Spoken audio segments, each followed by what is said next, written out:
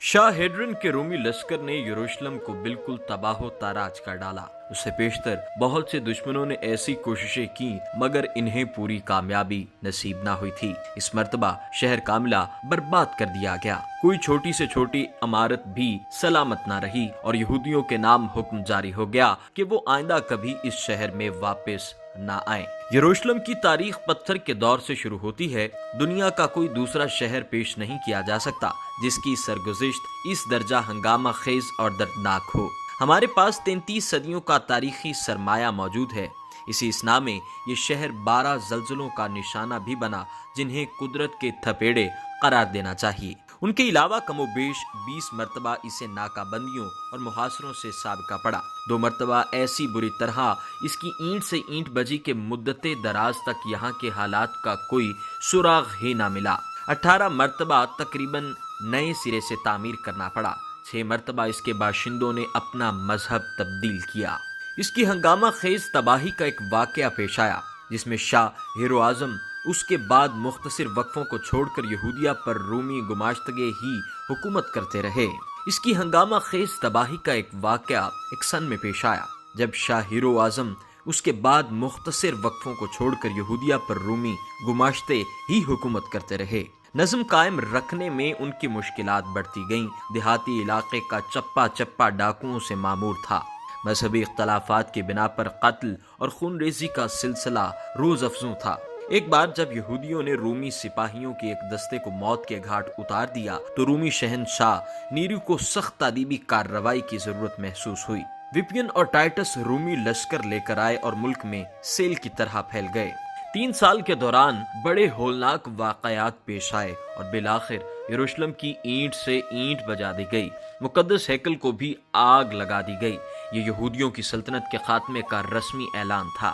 یروشلم کا محاصرہ جاری تھا کہ یوحنان بن زکائی نام ایک یہودی نے رومی جرنیل سے اجازت لے کر ایک ربی درسگاہ قائم کی۔ اسے یقین تھا کہ خواہ مقدس ہیکل آگ کی نظر ہو جائے لیکن جب تک یہودیت کی تعلیم کا سلسلہ باقی ہے اسے کوئی قوت مٹا نہیں سکتی اور مقدس توریت بدستور یہودیوں کے وطن کا نام زندہ رکھے گی خواہ وہ دنیا کے کسی حصے میں منتقل ہو جائے۔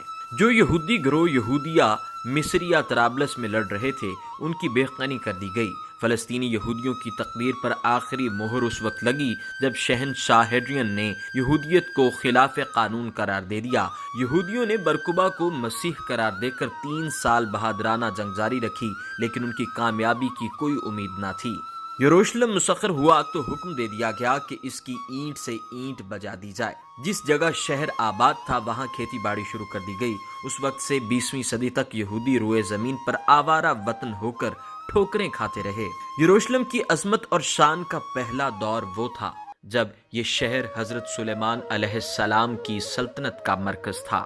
اس دور کی ہر قابل ذکر عمارت بخت نصر شاہ بابل نے تباہ کر ڈالی، یہاں تک کہ حضرت سلیمان علیہ السلام کا بنایا ہوا مقدس ہیکل بھی باقی نہ چھوڑا۔ اس کی مغربی دیوار کے پتھر عام روایت کے مطابق ملبے کے نیچے باقی رہ گئے تھے جن سے لپٹ کر رونا یہودیوں کے نزدیک ایک خاص عبادت بن گیا تھا۔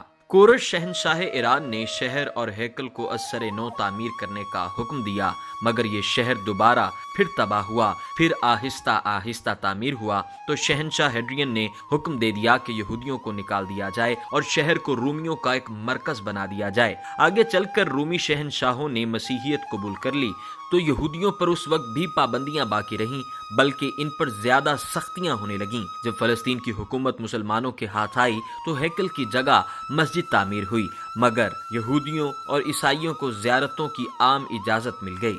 امن اور خیر سگالی کی اس فضا میں خلل اس وقت پیدا ہوا جب یورپ نے صلیبی جنگیں شروع کیں۔